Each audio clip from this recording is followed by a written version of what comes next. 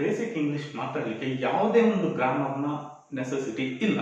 ನೀವು ಯಾವುದಾದ್ರೂ ಒಂದು ಕಾರ್ಟೂನ್ ಚಾನಲ್ನ ನೋಡಿ, 10 ದಿನದಲ್ಲಿ ಇಂಗ್ಲಿಷ್ ಮಾತಾಡೋದು. Hi friends, welcome to our channel Roots institute.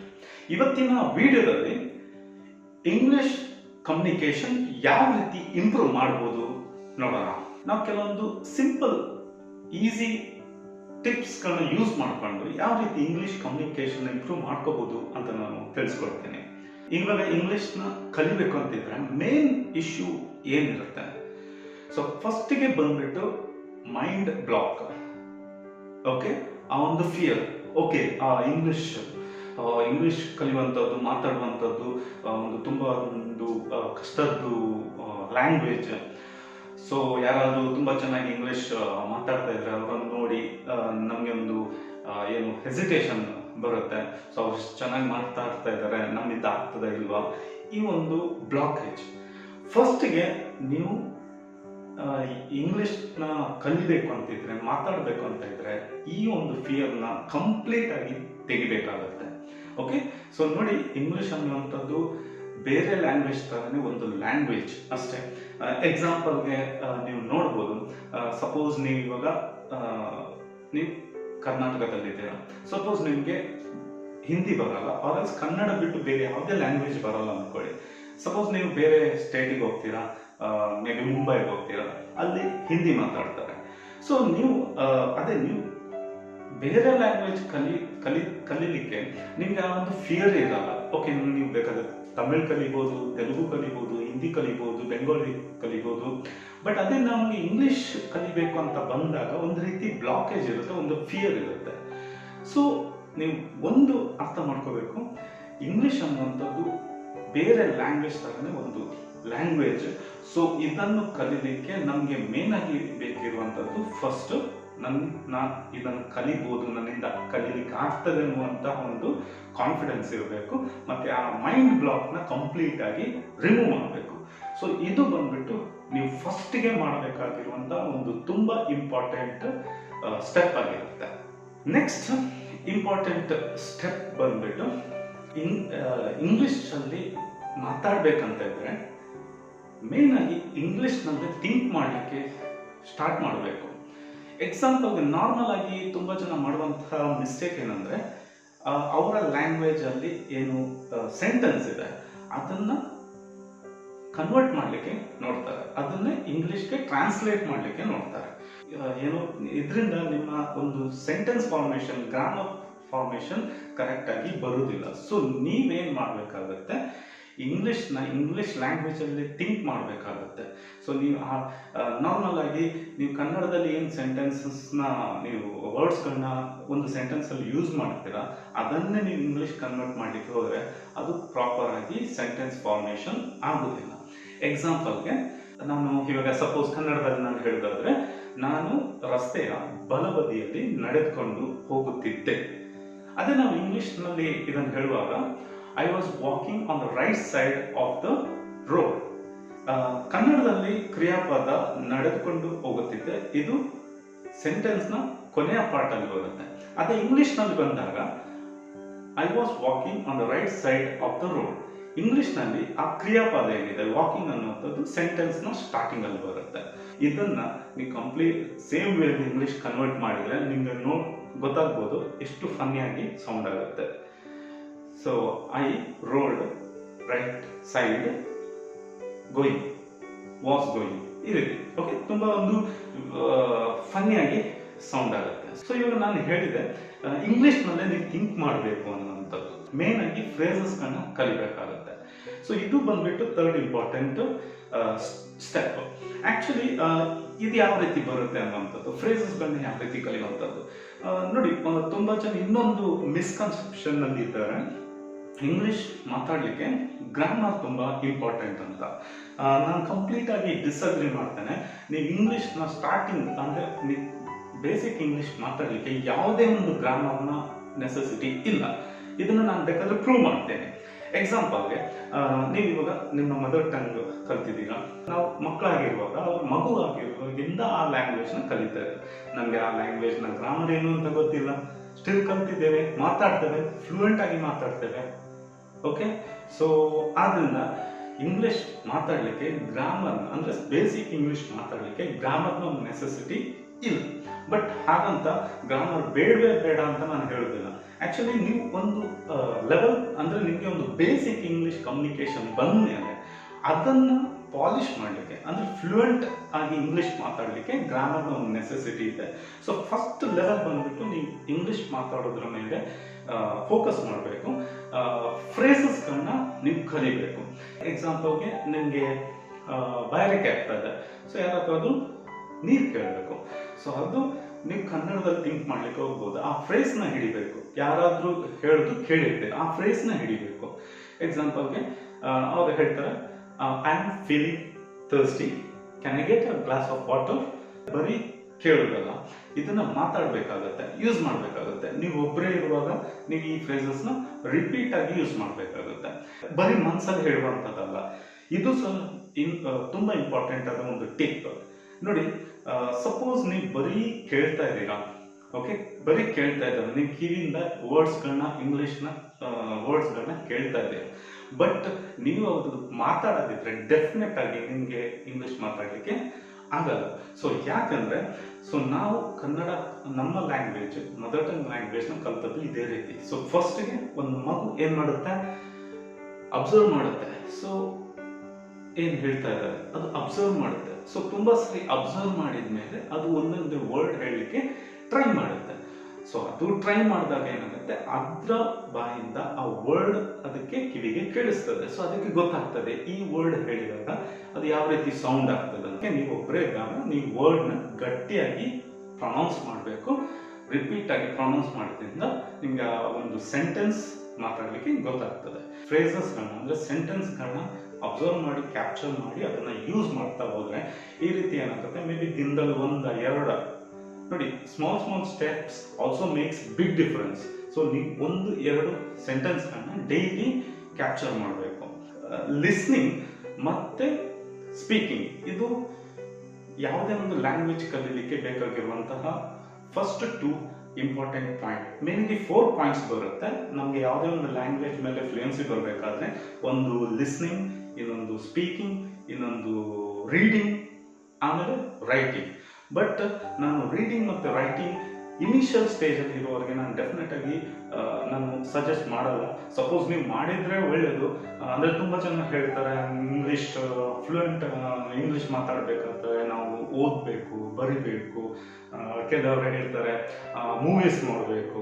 ನೋಡಿ, ನಾರ್ಮಲ್ ಆಗಿ ನಾನು ಮೂವೀಸ್ ನೋಡೋದ್ರಿಂದ ನಿಮ್ಗೆ ಇಂಗ್ಲಿಷ್ ಮಾತಾಡಲಿಕ್ಕೆ ಬರ್ತದೆ ಅಂತ ನಾನು ಹೇಳಲ್ಲ. ಯಾಕಂದ್ರೆ ಮೇನ್ ಆಗಿ ಏನಾಗುತ್ತೆ, ಮೂವೀಸ್ ಅಲ್ಲಿ ಆ ಸೆಂಟೆನ್ಸ್ ಫಾರ್ಮೇಶನ್ಸ್ಗಳು ಪ್ರಾಪರ್ ಆಗಿ ಇರುತ್ತೆ ಅಂತ ಹೇಳಿಕ್ಕಾಗಲ್ಲ. ತುಂಬಾ ಸ್ಲ್ಯಾಂಗ್ಸ್ಗಳನ್ನ ಯೂಸ್ ಮಾಡ್ತಾರೆ, ಹಿಂದೆ ಮುಂದೆ ವರ್ಡ್ಸ್ಗಳನ್ನ ವರ್ಡ್ನ ಯೂಸ್ ಮಾಡ್ತಾರೆ. ಸೊ ಅದೊಂದು ಪ್ರಾಪರ್ ಆದ ಇಂಗ್ಲಿಷ್ ಅಲ್ಲಿ ಇರುತ್ತೆ ಅಂತ ನಾನು ಹೇಳಿಕ್ಕಾಗಲ್ಲ. ಸಪೋಸ್ ನಿಮ್ಗೆ ಹಾಗೆ ಏನಾದರೂ ನೋಡಿ, ಯಾವ್ದಾದ್ರು ಮೂವೀಸ್ ನೋಡಿ ಹೀಗೆ ಕಲಿತೀರ, ನೋಡ್ಲಿಕ್ಕೆ ಇಷ್ಟಪಡ್ತೀರ ಅಂತ ಆದ್ರೆ ನೀವು ಯಾವ್ದಾದ್ರು ಒಂದು ಕಾರ್ಟೂನ್ ಚಾನಲ್ನ ನೋಡಿ. ಸೊ ಕಾರ್ಟೂನ್ ಚಾನಲ್ ಅಲ್ಲಿ ಏನಿರುತ್ತೆ, ಪ್ರಾಪರ್ ಆದ ಇಂಗ್ಲಿಷ್ ಯೂಸ್ ಮಾಡ್ತಾರೆ, ಸ್ಲೋ ಆಗಿ ಮಾತಾಡ್ತಾರೆ. ಯಾಕಂದ್ರೆ ಅದು ಮಕ್ಕಳಿಗೆ ಅರ್ಥ ಆಗ್ಬೇಕು ಅಂತ.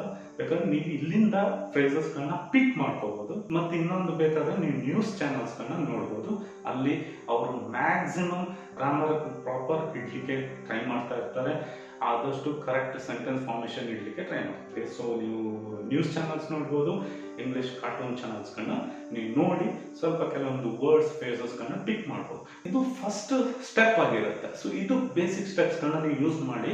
ಅವಾಗ ಏನಾಗುತ್ತೆ, ನಿಮ್ಗೊಂದು ಕಾನ್ಫಿಡೆನ್ಸ್ ಬಿಲ್ಡ್ ಆಗುತ್ತೆ. ಓಕೆ, ಏನು ಬ್ಲಾಕೇಜ್ ಇದೆ, ಇಂಗ್ಲಿಷ್ ಕಷ್ಟ, ನನ್ನಿಂದ ಆಗತ್ತಾ ಇಲ್ಲ, ಈ ಒಂದು ಬ್ಲಾಕೇಜ್ನ ಫಸ್ಟ್ ಬ್ರೇಕ್ ಮಾಡ್ಕೊಳ್ಳಿ.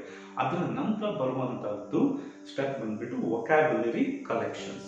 ನೋಡಿ, ಇವಾಗ ಆಬ್ವಿಯಸ್ಲಿ ಇಂಗ್ಲಿಷ್ ಮಾತಾಡಬೇಕಾದ್ರೆ ಒಂದು ಫ್ರೇಸಸ್ಗಳು ಬೇಕು. ಆ ಫ್ರೇಸಸ್ ಅಲ್ಲಿ ವೊಕ್ಯಾಬ್ಯುಲರೀಸ್ಗಳು ಬೇಕು, ವರ್ಡ್ಸ್ಗಳು ಬೇಕು. ನಿಮ್ಮ ಹತ್ರ ವರ್ಡ್ಸೇ ಇಲ್ಲ ಅಂತ ಆದ್ರೆ ನೀವು ಹೇಗೆ ಮಾತಾಡ್ತೀರಾ? Do you know yeah that there yeah like that yeah, ಈ ರೀತಿ ಎಲ್ಲ ಸೆಂಟೆನ್ಸ್ಗಳು ಯೂಸ್ ಮಾಡಬೇಕಾಗುತ್ತೆ. ಸೊ ನಿಮಗೆ ವರ್ಡ್ಸ್ಗಳು ಬೇಕೇ ಬೇಕು. ಸೊ ಅದರಿಂದ ಯಾವ ರೀತಿ ಫ್ರೇಸಸ್ಗಳನ್ನ ಕ್ಯಾಚ್ ಮಾಡ್ತೀರಾ, ಕೆಲವೊಂದು ವರ್ಡ್ಸ್ಗಳನ್ನ ನೀವು ಪಿಕ್ ಮಾಡಬೇಕಾಗುತ್ತೆ. ಕಲೆಕ್ಷನ್ಸ್ ಮಾಡ್ಕೊಳ್ಳಿ.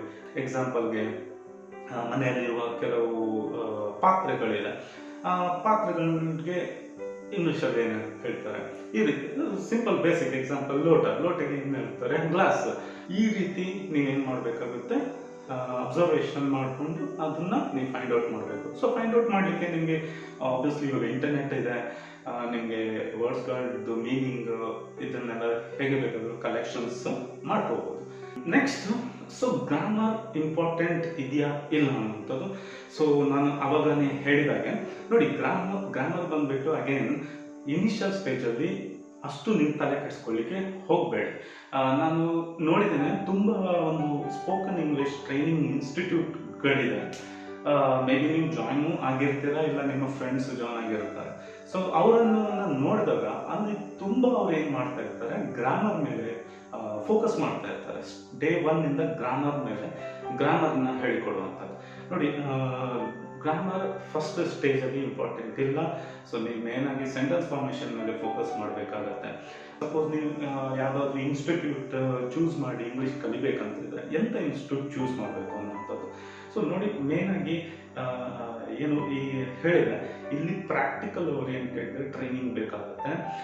ಸೊ ಅವರು ಗ್ರಾಮರ್ 30% 70% ಪ್ರಾಕ್ಟಿಕಲ್ ಟ್ರೈನಿಂಗ್ ಮೇಲೆ ಫೋಕಸ್ ಮಾಡುವಂಥ ಇನ್ಸ್ಟಿಟ್ಯೂಟ್ ಇದ್ದರೆ ನೀವು ಜಾಯ್ನ್ ಆಗಿ. ಯಾವ ರೀತಿ ಪ್ರಾಕ್ಟಿಕಲ್ ಓರಿಯೆಂಟೆಡ್ ಅಂದರೆ ಡೇ 1 ಇಂದ ನಿಮ್ಮ ಹತ್ರ ಮಾತಾಡಿಸ್ಬೇಕು. ಗ್ರೂಪ್ ಇರ್ತಾರೆ, ಸೊ ಗ್ರೂಪಲ್ಲಿ ಡಿಸ್ಕಸ್ ಮಾಡಬೇಕು. ಸೊ ಇಂಥ ಒಂದು ಪ್ರಾಕ್ಟಿಕಲ್ ಟ್ರೈನಿಂಗ್ ಇದ್ದರೆ ನೀವು ಅಂಥ ಇನ್ಸ್ಟಿಟ್ಯೂಟ್ ಜಾಯ್ನ್ ಆಗಿ. ಸಪೋಸ್ 70% ಗ್ರಾಮರ್ 30% ಪ್ರಾಕ್ಟಿಕಲ್ ಟ್ರೈನಿಂಗ್ ಅಂತ ಆ ರೀತಿ ಇದ್ದರೆ ಡೆಫಿನೆಟ್ಲಿ ಅಂಥ ಇನ್ಸ್ಟಿಟ್ಯೂಟ್ ಜಾಯ್ನ್ ಆಗಬೇಡಿ. ಸುಮ್ಮನೆ ನಿಮ್ಮದು ಟೈಮ್ ವೇಸ್ಟ್, ಹಣ ವೇಸ್ಟು. ಮತ್ತು ತುಂಬ ಇನ್ಸ್ಟಿಟ್ಯೂಟ್ಗಳು ಹೀಗೆ ಹೇಳ್ತಾರೆ, 1 ತಿಂಗಳಲ್ಲಿ ಕಲಿಸ್ತೇವೆ, 10 ದಿನದಲ್ಲಿ ಇಂಗ್ಲೀಷ್ ಮಾತಾಡೋದು. ನೋಡಿ, ಡೆಫಿನೆಟ್ ಆಗಿ ನೀವೆಂಥ ಒಂದು ಏನು ಬ್ರಿಲಿಯಂಟ್ ಆಗಿದ್ರು 10 days 1 month ಇಂಗ್ಲೀಷ್ ಮಾತಾಡಲಿಕ್ಕೆ ಆಗಲ್ಲ. ಅದು ಜಸ್ಟ್ ನಿಮಗೆ ಒಂದು ಕಾನ್ಫಿಡೆನ್ಸ್ ಬಿಲ್ಡ್ ಮಾಡಲಿಕ್ಕಾಗುತ್ತೆ. ಮತ್ತು ನಿಮ್ಮ ಎಫರ್ಟ್ ಬೇಕೇ ಬೇಕು, ಆವಾಗ ಮಾತ್ರ ನಿಮ್ಮ ಒಂದು ಕಮ್ಯುನಿಕೇಷನ್ ಮೇಲೆ ಹೋಲ್ಡ್ ಬರುತ್ತೆ. ಸೊ 10 ದಿನ 1 ತಿಂಗಳಲ್ಲಿ ಇಂಗ್ಲೀಷ್ ಮಾತಾಡಲಿಕ್ಕೆ ಅಂತೂ ಆಗೋದೇ ಅಲ್ಲ. ಇದೆಲ್ಲ ಮಾರ್ಕೆಟಿಂಗ್ ಸ್ಟ್ರಾಟಜೀಸ್ಗಳು, ಗಿಮಿಕ್ಗಳು. ನೆಕ್ಸ್ಟ್ ಲೆವೆಲ್ ಗ್ರಾಮರ್ ಮೇಲೆ ಫೋಕಸ್ ಮಾಡಿ. ಒಮ್ಮೆ ನಿಮಗೆ ಕಾನ್ಫಿಡೆನ್ಸ್ ಬಿಲ್ಡ್ ಆಯಿತು, ನೀವು ಸ್ವಲ್ಪ ಬೇಸಿಕ್ ಇಂಗ್ಲೀಷ್ ಮಾತಾಡಲಿಕ್ಕೆ ಸ್ಟಾರ್ಟ್ ಮಾಡ್ತಾ ಇದ್ದೀರಾ, ಗ್ರಾಮರ್ ಮೇಲೆ ವರ್ಕ್ ಮಾಡಿ. ನೆಕ್ಸ್ಟ್ ಇನ್ನೊಂದು ಒಳ್ಳೆ ಟಿಪ್ಸ್ ಕೊಡ್ತೀನಿ. ಸೊ ನೀವು ಆಬ್ವಿಯಸ್ಲಿ ಸೋಷಿಯಲ್ ಮೀಡಿಯಾದಲ್ಲಿ ಎಲ್ಲರೂ ಆಕ್ಟಿವ್ ಇದ್ದೀರಾ. ಸೊ ನೀವೇನು ಮಾಡಬೇಕಾಗುತ್ತೆ ಅಂದರೆ, ನಿಮ್ಮ ಲ್ಯಾಂಗ್ವೇಜ್ ಗೊತ್ತಿಲ್ಲದವ್ರ ಜೊತೆ ನೀವು ಫ್ರೆಂಡ್ಶಿಪ್ ಮಾಡ್ಕೋಬೇಕಾಗತ್ತೆ. ಸೊ ಅವ್ರ ಹತ್ರ ನೀವು ಓಪನ್ ಆಗಿ ಹೇಳಿ. ಸಪೋಸ್ ಅವ್ರು ಆಬ್ವಿಯಸ್ಲಿ ನೀವು ಇಂಗ್ಲೀಷ್ ಕಲಿತೀರಾ ಅಂತಂದರೆ ಇಂಗ್ಲೀಷ್ ಗೊತ್ತಿರುವ ಫ್ರೆಂಡ್ಸ್ ಮಾಡ್ಕೊಳ್ಳಿ ಸೋಷಿಯಲ್ ಮೀಡಿಯಾದಲ್ಲಿ.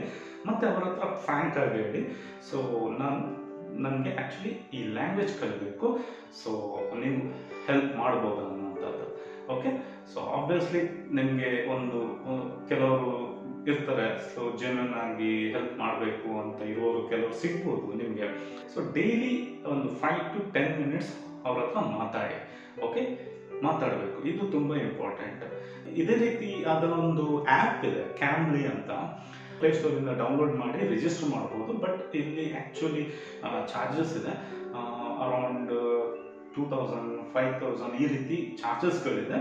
ಸೊ ನೀವು ಬೇಕಾದರೆ ಹೋಗಿ ಸ್ವಲ್ಪ ರಿಸರ್ಚ್ ಮಾಡ್ಕೋಬೋದು. ಈ ಆ್ಯಪಲ್ಲಿ ಏನಾಗುತ್ತೆ ಅಂದರೆ, ನೀವು ಡೈರೆಕ್ಟಾಗಿ ಬೇರೆ ಕಂಟ್ರಿಯವ್ರ ಜೊತೆ ಆರ್ ಮೇ ಬಿ ಇಂಡಿಯಾದಲ್ಲೇ ಇಂಗ್ಲೀಷ್ನಲ್ಲಿ ಕಮ್ಯುನಿಕೇಷನ್ ಮಾಡೋರ ಜೊತೆ ಕಾಂಟ್ಯಾಕ್ಟ್ಗೆ ಬರ್ತೀರ. ಸೊ ಅವರು ನಿಮಗೆ ಡೈಲಿ ಆರ್ ವೀಕ್ಲಿ ನಿಮ್ಮ ಕಂಫರ್ಟೇಬಲ್ ಟೈಮಿಂಗ್ಸ್ ಅಕಾರ್ಡಿಂಗ್ ಅವ್ರು ಏನು ಮಾಡ್ತಾರೆ, ಟೈಮ್ನ ಸೆಟ್ ಮಾಡ್ತಾರೆ. ಆಮೇಲೆ ನಿಮ್ಮ ಜೊತೆ ಡೈಲಿ ಅವ್ರು ಮಾತಾಡ್ತಾರೆ. ಈ ರೀತಿ ನೀವು ಏನು ಮಾಡಬೇಕು, ಡೇ 1 ಇಂದ ಮಾತಾಡಲಿಕ್ಕೆ ನೀವು ಸಿಚುವೇಶನ್ ಕ್ರಿಯೇಟ್ ಮಾಡ್ಕೋಬೇಕು. ಓಕೆ, ಮತ್ತೆ ಒಮ್ಮೆ ನಿಮ್ಗೆ ಇದು ಗೊತ್ತಾಯಿತು, ನೀವೇನು ಮಾಡಬೇಕಾಗುತ್ತಂದರೆ ಹೊರಗಡೆ ಅಂದರೆ ನೋಡಿ, ಆಬ್ವಿಯಸ್ಲಿ ನೀವು ಇಂಗ್ಲೀಷ್ ಮಾತಾಡಲಿಕ್ಕೆ ಟ್ರೈ ಮಾಡ್ತಾ ಇದ್ದೀರಾ, ನೀವು ನಿಮ್ಮ ಫ್ರೆಂಡ್ಸ್ ಅವ್ರ ಜೊತೆ, ಕ್ಲಾಸ್ಮೇಟ್ಸ್ ಜೊತೆ, ಮನೆಯವ್ರ ಜೊತೆ ಹೋಗಿ ಮಾತಾಡಿ ಆಗಲ್ಲ. ಡೆಫಿನೆಟ್ಲಿ ಅವ್ರು ನಗ್ತಾರೆ. ಓಕೆ, ಅದಕ್ಕೆ ನೀವೇನು ಮಾಡಬೇಕು, ಅಲ್ಲಿ ಸಿಚುವೇಶನ್ ಸಿಗುತ್ತೆ ಅಲ್ಲಿ ನೀವು ಇಂಗ್ಲೀಷ್ನಲ್ಲಿ ಮಾತಾಡಲಿಕ್ಕೆ ಟ್ರೈ ಮಾಡಬೇಕು. ಎಕ್ಸಾಂಪಲ್ಗೆ ನೀವು ಮಾಲ್ಸ್ಗೆ ಹೋಗ್ತೀರಾ, ಅಲ್ಲಿ ಇಂಗ್ಲೀಷಲ್ಲಿ ಮಾತಾಡಿ. ಅವನ್ನ ನೀವು ಫಸ್ಟ್ ಟೈಮ್ ನೋಡ್ತಾ ಇರ್ತೀರಾ, ಅವನಂತೂ ನಗೋಕ್ಕಾಗಲ್ಲ. ಓಕೆ, ಮಾತಾಡಿ ಇಂಗ್ಲೀಷಲ್ಲಿ. ರೆಸ್ಟೋರೆಂಟ್ಗೆ ಹೋಗಿ ಅಲ್ಲಿ ಇಂಗ್ಲೀಷ್ನಲ್ಲಿ ಮಾತಾಡಿ. ಓಕೆ, ಎಲ್ಲಿ ಬೇರೆ ಹೊರಗಡೆ ಸ್ಟ್ರೇಂಜರ್ಸ್ ಜೊತೆ ನಿಮಗೆ ಅಪರ್ಚುನಿಟಿ ಸಿಗುತ್ತೆ ಅಲ್ಲಿ ನೀವು ಇಂಗ್ಲೀಷ್ನಲ್ಲಿ ಮಾತಾಡಿ. ಸೊ ಸೊ ಡೆಫಿನೆಟ್ಲಿ ಅವನು ಸ್ಟ್ರೇಂಜರ್ ಆಗಿರ್ತಾನೆ, ಅವನು ನಗಲ್ಲ, ಮತ್ತು ಅವನಂತೂ ರೆಸ್ಪಾಂಡ್ ಮಾಡಬೇಕು. ಮಿಸ್ಟೇಕ್ ಆದರೆ ಆಗಲಿ, ಮಿಸ್ಟೇಕ್ ಆಗದೆ ಯಾವುದೇ ಒಂದು ಸ್ಕಿಲ್ನ ನಾವು ಡೆವಲಪ್ ಮಾಡಲಿಕ್ಕೆ ಆಗಲ್ಲ. ಸೊ ಮಿಸ್ಟೇಕ್ ಆಗಲಿ, ಮಾತಾಡಿ. ಸೊ ಇದು ತುಂಬ ಇಂಪಾರ್ಟೆಂಟ್. ನೀವು ಸ್ಟೆಪ್ ತಗೊಳ್ಳುವಂಥದ್ದು ತುಂಬ ಇಂಪಾರ್ಟೆಂಟ್. ನೋಡಿ, ಯಾರೇ ಒಬ್ಬ ದೊಡ್ಡ ಸೆಲೆಬ್ರಿಟಿ ಆಗಲಿ, ಅವ್ನು ಸೆಲೆಬ್ರಿಟಿ ಫಸ್ಟ್ ಡೇ ಒನ್ನಿಂದ ಅವ್ನು ಸೆಲೆಬ್ರಿಟಿ ಆಗಿರಲ್ಲ.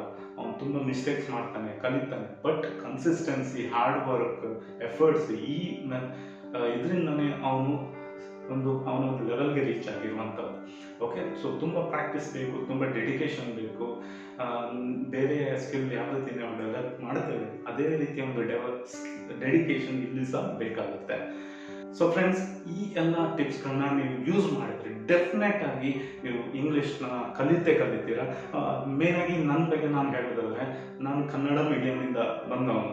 ಓಕೆ, ನಾನು ಬ್ಯಾಂಗ್ಳೂರಿಗೆ ಹೋದೆ, ಅಲ್ಲಿ ಇಂಜಿನಿಯರಿಂಗ್ ಜಾಯ್ನ್ ಆದೆ. ಅಲ್ಲಿ ನನಗೆ ತುಂಬ ಪ್ರಾಬ್ಲಮ್ ಫೇಸ್ ಮಾಡಲಿಕ್ಕೆ ಬಂತು. ಯಾಕಂದರೆ ನಾನು ನೋಡ್ತಾ ಇದ್ದೀನಿ ಎಲ್ಲ ಈಗ ಇಂಜಿನಿಯರಿಂಗಲ್ಲಿ ನಿಮ್ಗೆ ಗೊತ್ತಿದೆ, ಅದು ಬೇರೆ ಬ್ಯಾಂಗ್ಳೂರಲ್ಲಿ ಎಲ್ಲ ಇಂಗ್ಲೀಷ್ ಮಾತಾಡ್ತಾರೆ, ಎಲ್ಲ ಫ್ಲೂಯೆಂಟಾಗಿ ಮಾತಾಡ್ತಾ ಇದ್ದಾರೆ. ಸೊ ನನಗೆ ಒಂದು ಏನಂದರೆ ಕಲಿಲೇಬೇಕು, ನಾನು ಮಾತಾಡಲೇಬೇಕು ಅನ್ನೋಂಥ ಒಂದು ಕಂಪಲ್ಷನ್ ಇತ್ತು. ಸೊ ನನಗೆ ಅಲ್ಲಿ ಅಂಥ ಒಂದು ಎನ್ವೈರ್ಮೆಂಟ್ ಇತ್ತು.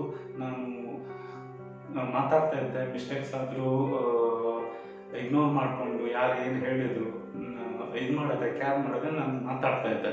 ಸೊ ಆದ್ದರಿಂದ ನನಗೊಂದೊಂದು ಎನ್ವೈರ್ಮೆಂಟ್ ಇತ್ತು.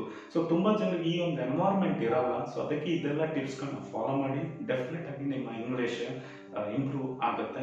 ಸೊ ಸ್ವಲ್ಪ ಟೈಮ್ ತಗೊಳುತ್ತೆ. ಮತ್ತು ಪ್ರೆಷರ್ ತಗೋಬೇಡಿ, ನನಗೆ 1 ಮಂತಲ್ಲಿ ಇಂಗ್ಲೀಷ್ ಬರಬೇಕು, 2 ಮಂತ್ಸಲ್ಲಿ ಬರಬೇಕು, ಈ ರೀತಿ ಪ್ರೆಷರ್ ತಗೋಬೇಡಿ. ನಿಮ್ಮ ಎಫರ್ಟ್ ಡೈಲಿ ಇರಲಿ. ಫ್ರೇಸಸ್ ಕಲೆಕ್ಷನ್, ವರ್ಡ್ ಕಲೆಕ್ಷನ್ ಮಾತಾಡುವಂಥದ್ದು ಡೈಲಿ ಇದ್ದರೆ ಡೆಫಿನೆಟ್ ಆಗಿ ನಿಮಗೆ ಇಂಗ್ಲೀಷ್ ಇಂಪ್ರೂವ್ ಆಗುತ್ತೆ. ಸೊ ಫ್ರೆಂಡ್ಸ್, ಸೊ ಈ ಒಂದು ಇನ್ಫಾರ್ಮೇಷನ್ಸ್ಗಳು ನಿಮಗೆ ಯೂಸ್ ಆಗುತ್ತೆ, ಪ್ಲೀಸ್ ಲೈಕ್ ಮಾಡಿ. ಯಾಕಂದರೆ ನೀವು ಲೈಕ್ ಮಾಡೋದ್ರಿಂದ ನಮಗೆ ಇದೇ ರೀತಿ ಒಳ್ಳೆ ವೀಡಿಯೋಸ್ಗಳನ್ನ ಕ್ರಿಯೇಟ್ ಮಾಡಲಿಕ್ಕೆ ಒಂದು ಹುಮ್ಮಸ್ ಬರುತ್ತೆ, ಪ್ರೋತ್ಸಾಹ ಸಿಗುತ್ತೆ. ನೀವು ಸಬ್ಸ್ಕ್ರೈಬ್ ಮಾಡಿಲ್ಲ ಅಂತಂದರೆ ಡೆಫಿನೆಟ್ ಆಗಿ ಸಬ್ಸ್ಕ್ರೈಬ್ ಮಾಡಿ. ಸೊ ಆದಷ್ಟು ಬೇಗ ಇದೇ ರೀತಿ ವೀಡಿಯೋಸ್ಗಳ ಜೊತೆ ಆದಷ್ಟು ಬೇಗ ಬರ್ತೇನೆ.